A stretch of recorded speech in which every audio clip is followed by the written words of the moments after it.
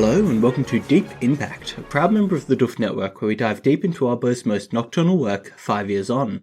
Coming up next is Elliot Diebold. And that was Ruben Morehouse. And we are back to round out Arc 14 Sine Die by taking a look at The Interlude, a histories interlude with our main man Faysal. So this interlude begins with Faysal kind of... I don't think it's confirmed that he's hovering, but in fact it's probably confirmed that he's not hovering, but I just kind of pictured him hovering over this kind of tundra water bay area as he thinks about the world. Yeah, I think it's one of those xenofiction-y things where like Faysal perceives the area he's in very differently to a human does. Yeah. So it's almost like I view him as still having like a central point of consciousness, but like or a central point at which he's viewing the area he's in, which isn't necessarily where his body is.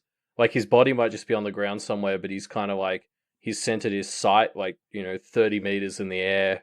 Maybe that's just my human way of like passing how he perceives the area. Well, he sees himself as above everyone and everything else, so I think it's natural to take that perspective. Yeah, because I mean, it's unclear exactly when this little snippet is set. Yes, it does give you these kind of like Garden of Eden-y vibes, but actually it must be a bit later than that because Faysal seems to be noting things like global warming taking place, right? Well, I actually wondered if it's at the end of the Ice Age. That was how I reconciled the fact that I wanted it to be really ancient against the fact that those clues would seem to suggest it's fairly recent. So yeah, I agree. It could be either. I'm just going with the more ancient one because I want it to be. And because essentially, like, this is Faysal. It feels like this is the point where Faysal's become intelligent, like in the fairly recent past. Like that's basically what this whole little section is about. So him sort of reflecting on the fact that humanity has brought intelligence to the world, and that's impacting everything from angels and demons, and like that's the very essence of humanity is defined from Faysal's perspective is change. And I mean, we see that humanity is not only changing the world, we're changing the angels and the demons. Like that's how far deep our influence goes. It's pretty wild to think, isn't it? Yeah, and we see kind of what Faysal. This is the gap between Faysal being kind of humanity's little bitch that he is later on, and when he was like a grand creator back in the good old days. Because here he's just kind of mending some streams, and it I don't know if it quite feels like the creation that he maybe used to do. It feels like he's just trying to fix things and balance, and it's the start of that transition to just becoming kind of someone who just maintains what humanity fucks up. Yeah. He definitely gives this vibe of he used to be like a big shot, whatever, but now he's kind of tending the garden rather than having any real agency over it. The whole first half of this chapter is about really Faysal ruminating on humans. And this first section starts off with Faysal. He doesn't express it so concretely, but you definitely get the vibe of him just showing disdain for mankind. Like, he really kind of sees them as brutish agents of change, which, considering if you saw humans when they were like, chimpanzees and then something more than chimpanzees and then cavemen, it would probably be pretty hard to shake the notion that they were just brutish. But I don't know. It's really interesting how his perception of humanity kind of warps and shifts over this first half of this chapter. I think it's fine to look at humanity now and still see them as kind of brutish, to be honest. You're right. He doesn't have emotions. Like that's something that the chapter sort of makes very clear to us, even at the end in the modern day. Yeah. He's not an emotional being, but that doesn't make him immune to having biases and opinions, like based on information. Like he's not motivated by emotion, but he definitely can get he can hold a grudge. Is kind of the impression I'm getting. I don't know, maybe it's actually fair because I mean, what this really establishes is this whole idea of, as we sort of touched on, the angels were the creators and basically gods, and they were maintaining what they kind of saw as this pretty perfect world. Yeah. And then humanity's kind of taken over, and we've made, let's be honest, especially in the world of Pact, a bunch of noticeably shit decisions. He attributes many bad others and even some of the demons to humanity. So it's like, I think it's kind of fair to be, have once been basically a god, and now you've sort of been demoted and replaced by someone who's just doing kind of an objectively shit job.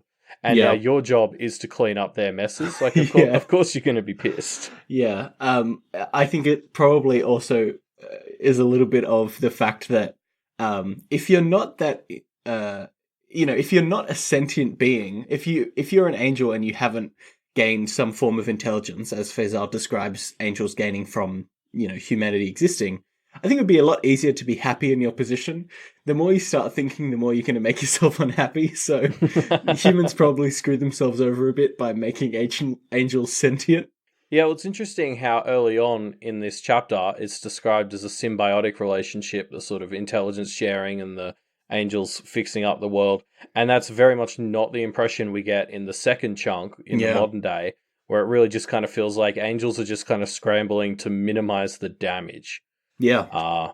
And yeah, so I guess the only other thing I just quickly wanted to bring up from this first section is I love the insight we get. We already touched on this, like the xenofiction-y stuff of like just the way Faysal is this, he's not tied to form. He's almost just this presence, and the way he's connected to everything in the environment. It's just really cool setting him up as something very other. Yeah, definitely. He is. Yeah, it's weird. It's a weird perspective. I found his point of view quite hard to pin down, actually, because it does. Yeah. It is this. Apart from maybe interlude, it's probably the most xenofiction-y one we've had. Yeah, I'd say so. Like, and I mean that makes sense. Back in the day, the demons and the angels, were the antitheses of each other. So they're also probably similar in a lot of ways. It's like Blake and Rose. Yeah. Something else I liked from this first little snippet is Faysal sees the world is going to end. And later on it seems a bit ambiguous whether humans are causing the world to end or staving it off, but Faysal at this point seems to think that humans are going to be directly leading to the end of the world, which again would colour your perception of them. Yes, and we'll have more to talk about this when Harith comes in a little bit, I reckon. So I'll save my comments from there. Cool. There. Let's jump ahead. We jump to what is conceivably the modern day, or the modern day maybe 5 to 10 years before the story is set. Faysal is looking over a bustling kind of city or town street and thinking about his relationship with mankind as he kind of tends to this garden that he does. Yeah, and I think the first thing this section does is hit us again with that sense of how other Faysal is. Like, it establishes more about how he perceives the world. He talks about how, like, just the sun hitting, like, a forest was, like, this cacophony of stuff. Like, I don't really know how to describe it, but it's sort of like he's so aware of everything that he's around, that things, just simple interactions, like light hitting stuff, is stuff that he becomes sort of aware of. And now he's on this street and he starts to wonder if humanity's going to kill him just by existing, because there's so many people on this street. It's kind of overwhelming to him. And that starts to set this stage, as well as establishing cool xenofiction-y perception stuff. It starts to set the stage of how much the angels are just scrambling and just trying to keep up with humanity at this stage. Yeah, this isn't ever explicitly said by Faysal or Harith, but I really do get the perception that humans are kind of replacing the angels, right? As in, something Harith says later on is that humans have gotten to a point where they're actually able to manage their own balance now. Depending on what you think, we might not be doing a great job of it, but it's in our capability at least. And this makes me feel like the reduction in power and domain that Faysal has is because humans are just kind of taking over what would traditionally be an angel's responsibility. And thinking about that, it kind of made me think that probably is happening with demons too. Like, the trajectory of this world is probably for humans to just start supplanting the chaos, but also the balance that angels and demons used to be responsible for. Well, I guess if you think about it, presumably the old balance was angels create, demons destroy. Yes. And now humans are changing, is sort of what's established. And we're just changing so many things all at once, so damn often, that the angels aren't creating anymore. They're just scrambling to maintain because there's nothing to build. Like, by the time they get a handle on something to build off of, it's already changed by us, is sort of the impression I get. Whereas I think it's different for demons, because demons just destroy, and they don't care if it's changing. They'll destroy it anyway. Like, who gives a fuck? So, and I think that's why, like, Faysal starts to talk, or is it Harith? One of them starts to talk later about how they think demons will be poised to take the world once humans wane. Yeah. And I think that's wise, because the demons don't care what they're destroying. They're just happy to destroy. Whereas the angels sort of need some stability to create off of. Yeah. Look, I don't know. I see that perspective, but I'm kind of reluctant to buy into the perspectives that come from the Faysal or demons as the old guard, you know, like this whole story, there's been clear distinction between, okay, what angels do is pure creation and what demons do is pure destruction, and what anything else does is just changing it. But that's kind of been subverted a number of times in the story, right? I remember we got that point where it was in Ur's interlude, where we were talking about destroying, and I think there was a bit in maybe Black Lamb's Blood that mentioned, oh, when demons destroy, there might be some stuff that you think is left behind, but that's actually just us struggling to understand and comprehend the void that's left behind. I don't know, that kind of just feels like old world propaganda. Like, creation and destruction are just different forms of change, and angels and demons setting themselves as, oh no, we're different and better and more powerful in the way that we do this is, I don't know, just feels like bullshit to me. I'm very pro-human in this perspective. I mean, obviously the other argument is demons have been the victims of humanity in their own way, because most of the big demons are now, like, chained up, right? So it's kind of like, well, the angels have been nerfed by just needing to maintain the world while humans wreck it. The demons have been nerfed by the fact that the humans don't like destruction of the stuff they're changing, so they've, like, tied them up. So yeah, I mean, either way, I agree. I'm curious to see where we go, but obviously there's people like Orneus and stuff hanging around, and whoever the lawyers are working for. So it doesn't seem far-fetched to me that there is some great demon conspiracy in the background somewhere. Yeah, I guess that's what we're setting up for the story, right? Is we've got seemingly quite a moderate angel, I guess, in Faysal, and a moderate to powerful demon in Barbatorum.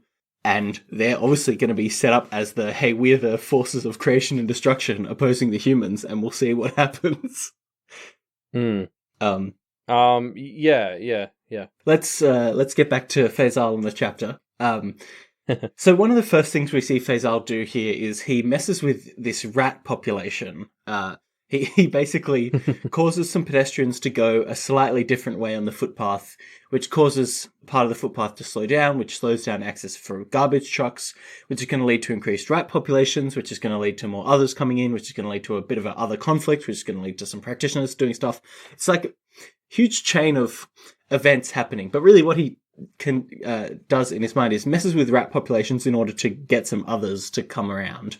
And this was so interesting to me on a reread, because this is exactly what Johannes does to get this weird fairy that he has later. It was just a fun little piece of synchronicity that I quite liked. No, that's a fantastic little connection, absolutely. And then obviously the other thing it does is set up Faysal as a fucking master planner, mastermind. Yeah. This is maybe slightly minor worm spoilers here, but he really started to remind me of the Simurgh. Like, he describes himself as a planner, which I think is an understatement, because he's planning like 30 steps ahead in the way that, only really supervillains of like the Batman can do, where they meticulously plan out every step to the minor detail. It's pretty incredible. And it sets up the idea that he's not just like magically powerful. He actually is tactically scary to go up against. Yeah, and obviously, because the final part of his plan, after the practitioners are meant to wipe out the goblins and or other monsters, is to come and check on the practitioners in a year to make sure they haven't grown too powerful. Yeah. he has a sort of plan for them, but he's got all his contingencies and the follow up planned. And I think this is really interesting because this isn't something he would have been able to do before humanity stepped in, right? Right. I would assume, and maybe this is my human propaganda coming through, that this is the sort of intelligence that wouldn't have been available to him before he got the intelligence of humans. So a huge part of his being is his presence as a planner, and I don't know that he would have had that before. Yes, that's interesting. It makes sense. It makes sense that this is the kind of human level of thinking that he's now gained. Something else I like about this is just, it shows how willing he is to use everything, humans, others, whatever, just as a tool to do his goal. Like, he's just willing to have anybody be a part of his kind of cosmic chain. Well, yeah, man, stay tuned for more. For more direct examples of that with Johannes, I suppose. So Faysal meets with his brother Harith, another angel who has come with a mission for him. There's this little town near Toronto and some funky stuff's going down. Where could that be? Yeah. No, I mean, I think what this really establishes that I don't know if I quite knew or had forgotten or whatever, but Barbatorum was actually Faysal's main mission here. Like, Barbatorum is listed first and kind of seems like the bigger one and is really one of the main reasons he's been called in. So kind of, it's like Johannes is actually just meant to be the afterthought. And so this is sort of where it all clicks into place, and you can see why he's using Johannes like this, because it's a two birds, one stone plan situation. Yes. Yeah, it's interesting. It makes me think, I wonder what his compatriots, what Harith would think of the way this ends up going down, like making a deal with the demon in the short term to get it dealt with in the long term. Is that something that's genuinely or generally kind of accepted by angels as a good way to do things? Or I kind of wonder if this is in their playbook or not. Yeah, that's a really interesting question. Or if it's like common in, because I think it's established Faysal's the seventh choir here. Yeah. Is it more accepted for seventh choir angels, and like the third choir angels would be like, what? No, you can't. Yeah. But it's like these abstract, cleverer seventh choir ones that are a bit like, no, it's worth it in the long term. Yeah. Yeah, it's interesting. Maybe we'll get that answered over the course of the story. We'll see. Yeah. So something else that I thought was interesting here was Harith talks more with Faysal about humanity and their relationship to humanity, and they talk about the idea that angels shouldn't meddle with humanity, more or less. And they talk more about what humankind is and what they've been up to lately, and it seems not contradictory to what Faysal was thinking before, but not the same. It seems like they haven't really been able to pin down like humans as a concept, it seems. Yes. In fact, I just want to read out the quote because it's so good. So he says, "We must ignore humans and look to balance, stability. If the demon's destruction is analog to our creation, then stability is the balm to mankind's change." And like this so encapsulates that sense of this transition that angels have gone through from creators that oppose demons, the destroyers, to just maintainers who oppose the change and the chaos of humans. Yeah. And so it's kind of like before, demons were their antithesis and arguably their enemy. Although they seem to kind of have mixed opinions on how much they were dealing with that. But now humanity has actually kind of entered the role as the angels' opposition. They now think of themselves, or at least this one does, think of themselves as opposing what humanity is doing, which is obviously a huge sort of shift in the balance of the whole universe. Yeah, this is maybe potentially quite a nerdy analogy to make, but I'm just going to go with it. Just bear with me for a second. It reminds me of angels are the developers of a complex system, a information software system kind of thing. And they've been working on this system for a while, and it launches, it goes public, and they start getting users, starts becoming a live platform. In this case, that's humanity, right? Humanity is the live platform. Mm-hmm. And the developers realize they can't handle all the things that their users are doing, and they go from developing new features to just constantly having to fix bugs and manage their live project. And they eventually just are now buried under the weight of their technical debt that they've built up for themselves, which means the only real solution, as any good engineer will tell you, is you got to start refactoring that code and redesign it, man. Which means it's time for the old ways to die. But I think the angels aren't. They can't let go of their old spaghetti code legacy system yet. No, well, you don't understand, Ruben. It's actually really elegant. If only there weren't users in it, it would be so elegant. I feel like in this analogy, then demons are hackers. I don't know what demons are.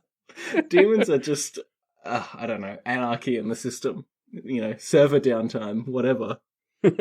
Yeah, well, the demons are bugs in like the framework that you're using. Yeah. Anyway, let's move on before this becomes the whole episode. Or how much can we extend that metaphor out, I wonder? Isadora is a button. Yeah, I could see that. She's a kind of an interface for people to access the system through. Anyway, so we jump forward. We jump forward again, and now we see Johannes is about to begin his domain ritual, but somebody, Faysal, stops him.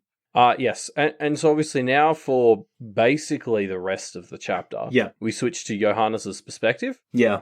And I like this because this starts to establish that this is a histories interlude for both of them. Yeah. And I mean, like it works better for these segments from Johannes' perspective because it's much more interesting to see him kind of struggle and scrap things together, and like he's just a much more fun perspective to see these scenes from. But I think it also works in the more narrative sense because we're getting a better idea of both of them. Because I think Faysal's obviously our big bad now, and that's why we started with him. But Johannes is going to be presumably pretty key going forward because he's the one who knows Faysal. He's the one who has fought him before, and I mean, they share a lot of power and stuff. So, like, I think it's important, just almost as important, that we get a lot of understanding of Johannes as well as Faysal. Yes. So obviously sometimes we have interludes which are from multiple perspectives, so that could totally be what's happening here. But considering the way this chapter ends and the fact that our next arc is titled Possession, I kind of want to think that potentially this is just Faysal's perspective. Not necessarily that he's possessing Johannes in these moments, but we find out that this was his plan all along, right? Or that this was where he wanted to end up. And so I kind of see how these middle sections where we're in, air quotes, Johannes' perspective are what Faysal wanted to happen anyway. And so potentially we're not in Johannes' perspective, we're not just in Johannes' perspective, but in Faysal's perspective through Johannes as well. Yeah, maybe. I mean, it is sort of a distant third person perspective, so yeah, it could be. So when we see Johannes, he's got two boogeyman, a food dog guardian, whatever that means. Yeah, I know, right? A ghost and a fairy with a great rat pelt.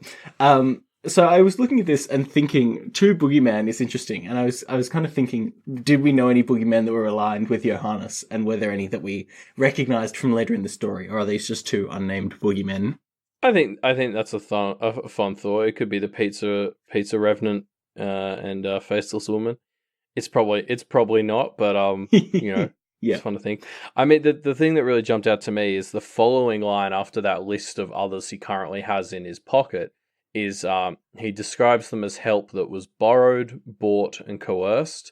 And I was I just went back up to the list and was trying to figure out which one I think is which.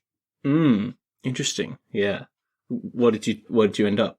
Oh, there's nowhere near enough information to really know. I mean, I think the fairy is coerced, right? Yes, yeah, we get enough about the fairy to know, but for bought, like maybe maybe he bought the ghost off someone. Or the dog guardian, kind of buying its service. The boogeyman might have been borrowed from the abyss. Still clinging onto that desperate idea that he owes a debt to the abyss. Although I'm vastly lowering the amount I think of debt he's in. But anyway, yes. Anyway, so we kind of get more characterization of Johannes from his own perspective here, which is kind of much needed considering the only real interactions we've had with him are through Blake or Mags. And he very immediately establishes himself as being anti-convention, anti-tradition, really wanting things to change. Yes, big Blake vibes right off Yeah. the bat here for me. Yeah, essentially, this whole section is just establishing that Johannes thinks the system is fucked, and he wants to do something to fix it. Yeah. And that something is putting together his other theme park, I guess. Yes, Well, which nature we'll get to. reserve, more than the theme park. Anyway, so It could be both. You could have a Could be theme both. park nature reserve. yeah, why not? Get So on it, Johannes America. runs from Faysal. So Johannes runs away from Faysal, leading him through a series of traps to try and take him down. Yeah, and so this is during their second encounter. And I love how it sort of opens with Johannes asking like a bunch of leading questions. Like he's done his research and he's just trying to verify it. He kind of verifies that Faysal's an angel and he's not in the third choir, which was his first guess. It's just really sort of fun to see this kind of scrappy Johannes, to borrow this arc's word for it, going up against something really powerful and just trying to verify the research he's been doing to get information as he's in the middle of combat. Yeah. It's very fun. Yeah, it's so fun. And yeah, we really get a like crafty, scrappy vibe from Johannes throughout this. Like, he is just a fun character to follow, which makes it all the more sad the way this ends up at the end of this chapter. He set up kind of a huge array of tricks and tools that he can use, and he just kind of throws them at Faysal and starts measuring what slows him down, what doesn't. I love the one where he shoots him with what seems to be like a demon bound in a bullet or something bound in a bullet. Like, it's just so weird and awesome. I love it. Yeah. I'm not making any supernatural references here. So Okay. Good on me. Yeah. But yeah, no, definitely. Like Johannes comes across as so capable and crafty. Like he thinks on his feet, but he's doing the research. I think my live read for this chapter, basically for this section, was me alternating between going, "Oh, classic Blake," "Ah, classic Rose." Like he kind of feels like the best of both worlds, like what Rusty might have been before the split, even. Yeah. Because he's just home alone this entire area from the seams of it. And you can see why he would think that he's impressed Faysal here, because it impressed me. And maybe he actually did impress Faysal. I don't know. Maybe Faysal was actually like, this guy is good. I'm going to use him for my plan. It's an interesting thought, the idea that he combines elements of Blake and Rose, or Rusty, right? Especially when we consider that we know Johannes comes from a powerful family that he seems to want to get away from. Do you think that he could be a long-lost Thorburn? And we don't find out who his family is, do we? No. There was that missing Thorburn son. Like, when I made my family tree, I can't remember what his name was. It was the one who was used as a Barbatorum sacrifice. Yes. So, I mean, no, if that happened to you, you'd want to change the status quo, right? Well, no, I think he's too young to be that guy, but like it could be his son or whatever. But it's not, so never mind. But yeah, I don't know. I thought it was quite impressive that like he goes up against Angel Moriarty like 9 times. I wonder if this did actually impress Faysal or not. I mean, either way, it didn't stop Faysal from just using him as a tool, but I wonder if Faysal saw him as a capable. Actually, no, we get confirmation at the end that Faysal actually agrees that he's pretty competent. Yeah. So that's a big thumbs up from Faysal, the human hater. Yeah, and so the other thing I wanted to talk about here was when Johannes first shoots Faysal with the bullet. Faysal sort of tells him it's not going to work because bullets change. They affect structure, even if that is tearing down blood, muscle, and bone. And basically telling him that it doesn't destroy, it only changes. And this is interesting because basically Faysal says you can't kill an angel through change. So assuming this is true, it's going to present an interesting predicament for our team if Johannes manages to get this information out, because I don't know of anything that destroys except for a demon, and not using demons has kind of been a thing for Blake. Yeah. Where he can. So I don't know. I think in terms of Operation Takedown Faysal, I think that might be an interesting ethical dilemma they start to run into. Yeah, that's a good point. I mean, there are demons around, obviously, but they don't want to Yeah. make that choice. No. Yeah. Exactly. So yeah, Johannes keeps running away from Faisal until they've had 9 skirmishes, and on the ninth it changes. Yeah. So the old triple triple, and Yep. I mean, on the second read, I couldn't help but think, now that we know what a master schemer Faisal is, do you reckon he intentionally let it be 9 times before he stopped trying to interrupt him? Uh, because he knew Johannes wouldn't hesitate on the familiar offer after 9 times. Like that's sort of becoming my head canon. Yeah, possibly. It's hard to know exactly what Faisal was thinking. That's true. But yeah, we get this little section where Johannes basically just thinks about himself for a little bit after this 9th skirmish. And it seems to be here to give us more information on Johannes's character, kind of telling us about Yeah. how he used to be a Thorburn, but he's kind of rejected them now, in my head at least. He hates the status quo, and crazily, he's only 15, which was a big surprise to me when I found out that at this point, Johannes is 15, which means he must be like Blake's age, right? Isn't he in his early 20s? Yeah, I think he's just meant to be in his early 20s in the story. It just never landed for me that he's in his early 20s until this point.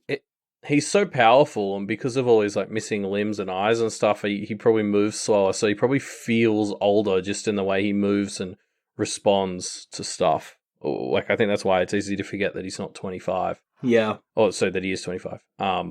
Yeah, I mean, honestly, my only issue with this section is that it's not a whole series of chapters. Like, I know that's not a reasonable expectation, but like, it was one of those things where we get little tidbits on Johannes, and I was like, oh, I know we don't need it, but fuck, I'd just love like a Johannes prequel story. I want it to be it's a story where each arc is Johannes dealing with an unruly other that's come to his nature park and is upsetting the other guests. So he has to kind of trick them and outsmart them and deal with them and then get rid of them. Like, what a fun series that would be. Yeah, weekly series on CBS with Johannes keeping his nature park safe. Yep. I'd watch it. Yeah. But no, I think the really interesting bit here for me as well is Johannes has come to the conclusion that the current practitioner system is super shit, which, like, I agree. Yep. Obviously. But his solution, as he sort of says as he starts the domain ritual, is he wants to go back to the good old days. And again, that sort of comes full circle on a lot of what we've been talking about in the story recently. And so, he basically, he's been hurt by the system, and he's decided that the old system must have been better, despite not having seen it. And then this very powerful guy who knows all about the good old days has come and actually knows what the good old days mean for humanity and agrees to help him. Yeah. A trap. The good old days are never better. Johannes, the classic trap. Yeah, exactly. Something that you pointed out in your live read that I really liked was just how similar Johannes and Blake seem over the course of this chapter. And I think that's the other thing that this shortest little snippet gets across. Like, yeah. They use blood magic, they have vestiges, they're scrappy, they do skirmishing, they obviously have disdain for kind of family bloodlines. They really are basically the same. Yeah, and of course that isn't the vibe we've gotten from Johannes at all, because he's managed to get the domain, and so he hasn't had to scrap or anything since then. And so it's going to be super interesting to track this going forward, because Faysal basically implies at the end of the chapter, like, Johannes hasn't lost that spark, he just hasn't had to use it. Yeah. And it actually concerns Faysal. Yes. Not worries, he doesn't feel worry, but sort of, it's something Faysal's watching. So I can't wait to sort of see how the two play off each other now that Johannes can't hold his awesome power over them. Yeah. So Johannes is able to start his ritual before Faysal can stop him. Faysal appears, just too late. Gosh darn it. So Faysal is kind of impressed by the way he makes his declarations for his domain, and they decide to talk in between the challengers that come to challenge him for the domain. Yep. And so, of course, continuing my thread of Faysal has planned everything that's going on here. one of the things Johannes points out as he's starting these fights is like, oh fuck, I've used like all of my stuff on Faysal already. And, so he obviously gets pretty fucked up defending like the few things he has to defend against. And I'm kind of convinced that, again, this may have been Faysal's plan all along. Like, I think Faysal did the wait for the 9 times, and I think he also tried to make sure Johannes used as much of what he had on hand as possible during those 9 times. Yeah. Yeah, it's a pretty good, like, you kind of don't see how it all plays together so perfectly to set Johannes up until you read it a second time and you're like, well, hold on, this seems too convenient that it went down this way. Yeah, a lot of these things are things I came up with on the second read through, absolutely. Yeah.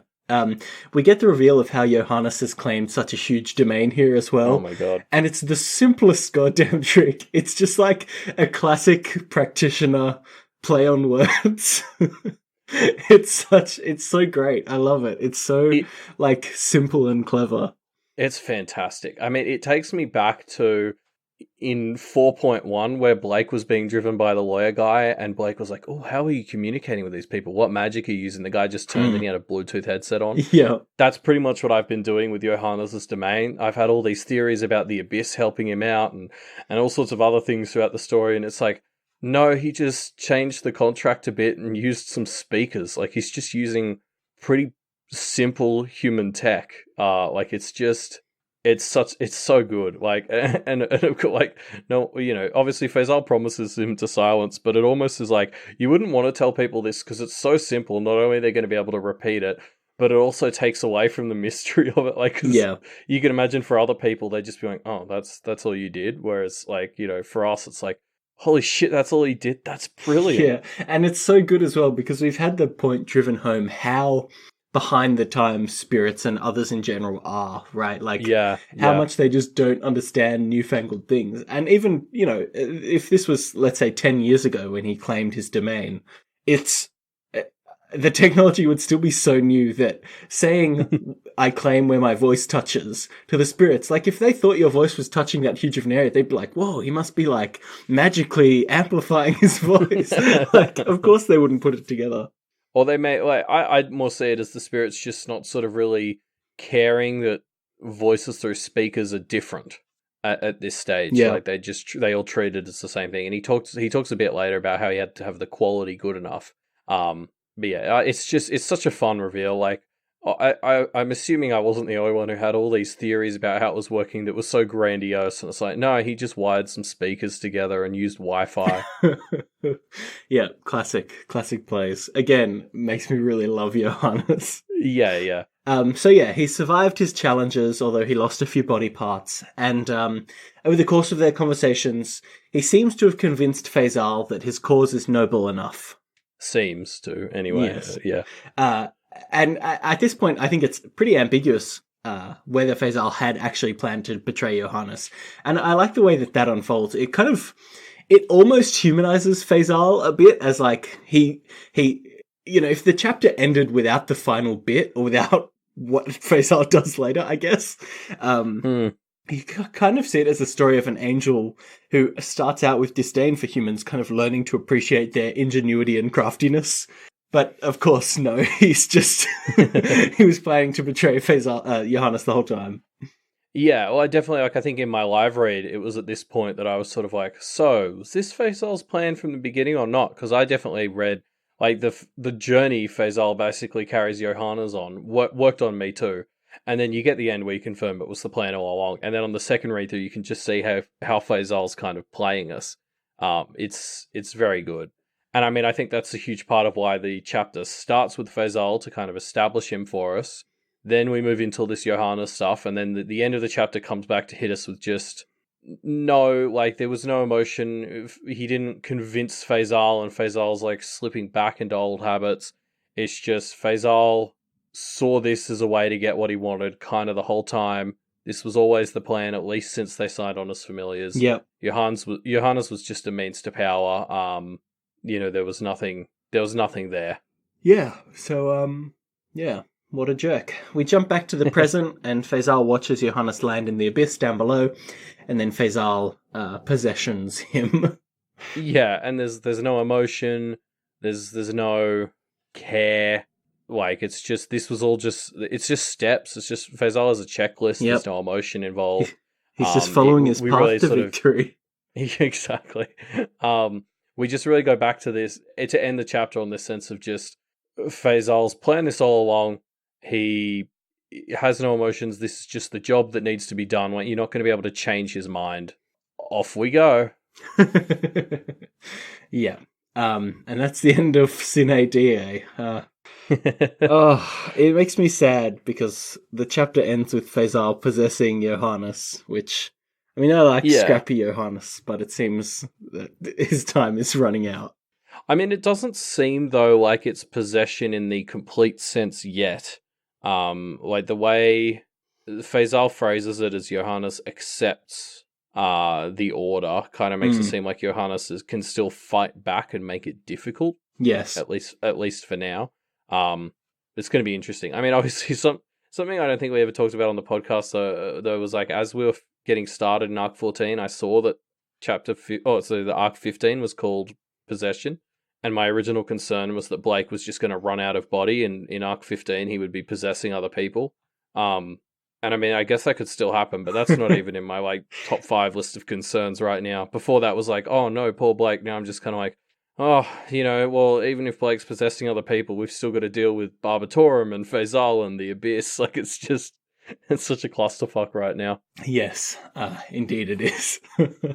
But that's the end of Sine Die. So now that we've reached the end of this arc, let's take a look back and examine some of the things that happen this arc and some of the themes throughout it. And let's start with the name of the arc.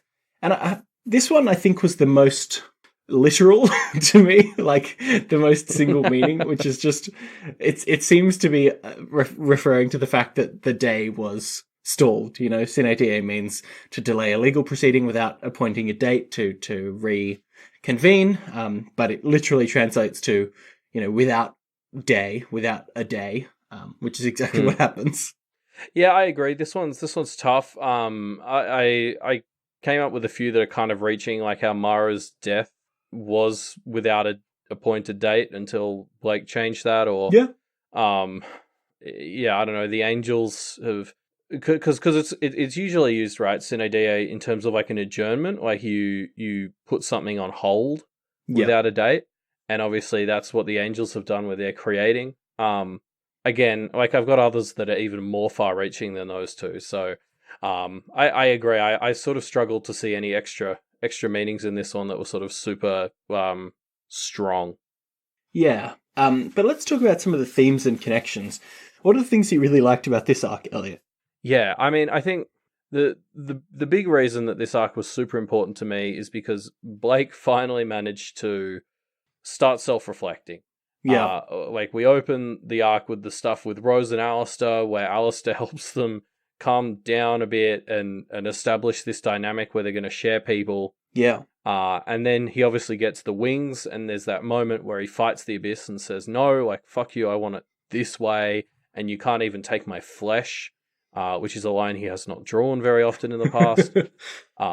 He then defeats Mara without killing her, like, arguably in a crueler way, but, like, I think it's a nicer one. And he thinks numerous times spread throughout the whole arc about how he can't keep going the way he's been going the last 13 arcs. And then we sort of finish the arc at the end with him listening to Mara, of all people, and taking a step back and thinking with his head, not his heart, which is like just something I wouldn't have been able to fathom him doing an arc ago. Yeah.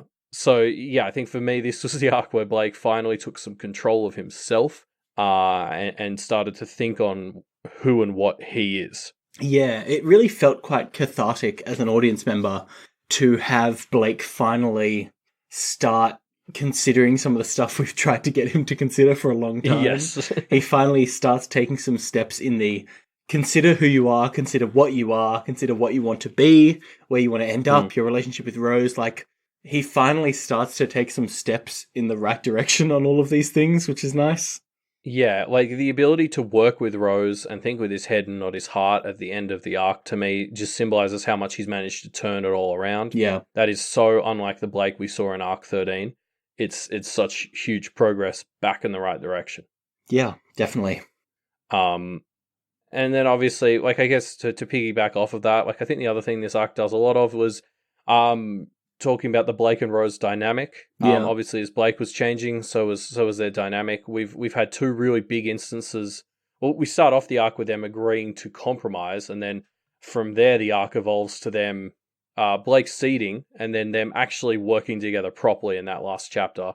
And I don't know why this always feels like such a big deal to me, but watching Blake and Rose just tell the rest of the universe to get fucked when it tells them that their destiny is to be enemies and just to work together feels like so important. Yes. And even though it's just sort of a little thing between the two of them, it's just like so much of this stuff recently has been about how you can't change the way things are, and Blake and Rose at the moment are doing that on a micro scale. And that just feels so good. Yeah, they're changing their patterns, right? Any change to the system as a whole needs to start with the direct ways the system is influencing you, which for Blake and Rose is forcing them to be in this conflict. So it's good to see them starting to change that, and hopefully that can spiral out. Yeah, and wait, that's just such a hard but small and good example of something that needs to be changed. And this is those two just saying, no, we're not doing this shit. Yeah. So I really hope that keeps up over the next two arcs. Yes, me too. I don't think this was a theme, or I don't know if it's right to call it a theme, but something this arc did a lot was it's the transition from, the act 2 of the story to the final showdown, right? Yeah. And so it felt like we visited a lot of old threads and started to bring them all in together to, expose a lot of them, especially in 1410, and start closing off some of the old questions in preparation for, the final battle, I guess. Yeah, you're right. I think 14.8 and 14.10 were the big ones for this, where 14.10 felt like it was bringing in everything the story had talked about into one pointed thing towards Faysal, and then 14.8 obviously was that last quiet moment before the storm.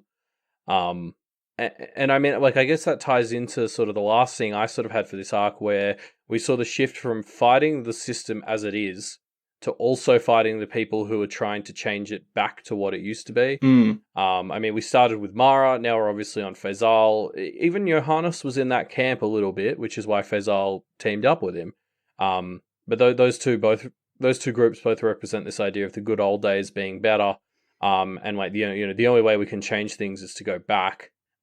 Which, like, I personally would argue is not any better. And I think even like before we get to Mara, the dragon and the giant that we fight of Johannes's represent that idea because they're such old school, fantasy creatures. Like, I think it was perfectly setting us up to consider the olden days. Yeah, they really started transitioning us on there, right? Because they are these old school D&D style monsters. Yeah. So we're in the end game now, huh, Elliot? Yeah, I can't wait. It's going to be, I assume, 2 arcs of telling Faysal to fuck off. Yeah, this chapter really did set him up as this kind of inevitable force, which is scary. I mean, I wonder how you even deal with that. Yeah, I mean, how do you defeat this, like, really powerful non-human thing that's partner didn't even die in a distracted driving accident, Like, he's got no partners to that's true. taunt him with. You can't just bully it to suicide. The old classic. The old weakness of super powerful beings. Yeah, like, as I said, I feel like using a demon on him seems like the obvious thing, but has intense moral implications, so I'm very interested to see. Presumably that will cross the minds of everyone, so it'll be interesting to see the discussion around that. Something you said earlier in the episode made me think dobbing him into the other angels is possibly a way to go, although I don't know how feasible that is. Like, I don't know how they do that from the abyss. The only other thing I can think of is killing Johannes. If you really want to take down Faysal, I wonder if killing Johannes is actually the way to go. Interesting. Do you think that will be enough to take care of him?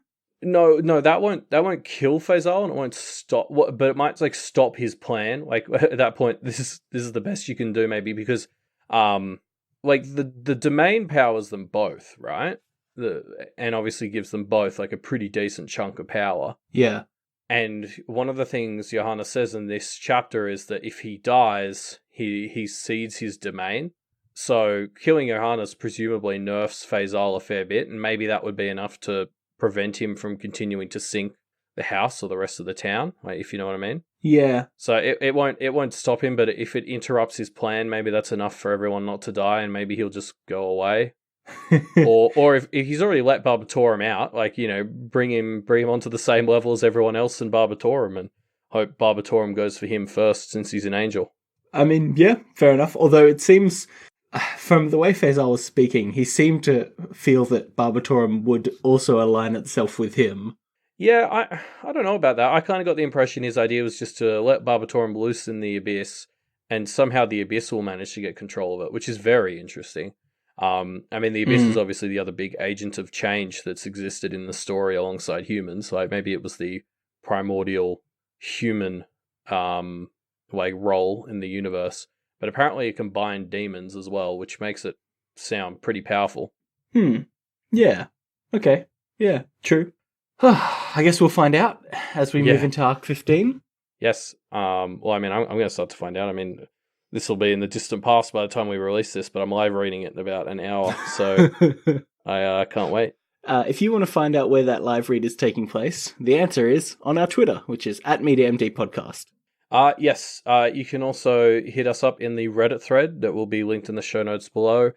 Discussion questions will actually be starting back up next chapter, which is very exciting. So in 15.1, we'll finally be getting back on the discussion question bandwagon. But if you really want to write something and you can't wait till next chapter, head on over to Apple Podcasts or Stitcher and drop us a review. That'd be helpful. Yeah, that would be helpful. Go do it. Something else. You made that sound so sinister. You'll never know what happens when you leave a review. Something else you should do is leave us your thoughts on what you want to see for our 24-hour live stream finale spectacular, all packed up. You can leave that in our discussion thread, which will be linked in the show notes down below. Yes, if you head to our website, doofmedia.com, you can find out all the stuff about Deep Impact and all the other shows on the Doof Media Network. There's a book club tomorrow. It's the December book club, which those of you listening to this will be like, but what? It's January. And the answer to that is like weird weeks and holidays and stuff. So it's like right at the start of January. So go check it out. You still got time to read the book. It's like in 24 hours. Yeah. So do that. If you want to support all the great shows, including the book club and everything else on the Doof Media Network, you can head on over to patreon.com/doofmedia. And while you're there, swing by Wildbow's Patreon, patreon.com/Wildbow. Yes. Now, before we wrap up, as a little bit of a special bonus to the people who pay attention to this outro bit, I have something else that I meant to ask you about, Elliot. It's a comment from Sine Die 14.10 that I want to get your thoughts on. Okay, you ready? Okay. So, it's a comment by a user called Sode Requiem, and this was a comment that I absolutely loved when I was first reading the story for the first time years and years ago. I'll just read out the comment. It goes, guesses on which characters were originally a single person but have been retroactively treated as two because Barbs is about to divide them. Which I think is an awesome comment, and it sets up this idea that potential twins that we may have seen in the story were actually one character originally. So, oh god, yeah. So like, people have retconned that like Ellie and Peter, because they're twins, right? Indeed. Or no, sorry, Paige. Yes, Paige and Peter. I mean, they're definitely. God, they could fit that bill. Do you know who else I really love?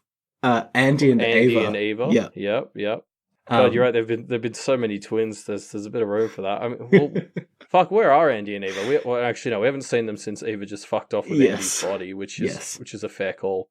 You're right, and because obviously we've talked so much about how all the twins in this story represent like very different pairs, warrior thinker type pairs. As Blake and Rose were, and we just talked about that and how it reflected on Blake and Rose, but obviously this is Pact, it can be both. That could be very fun. So that's just a fun comment that I wanted to read out because I absolutely loved it the first time I was going through the story. Yeah, I can't wait to see if any of those are true. It's going to be great if they are. And that's the end of our episode, so we'll see you next time for Possession 15.1 on Monday the 6th of January. And hey, Happy New Year, everybody! See ya!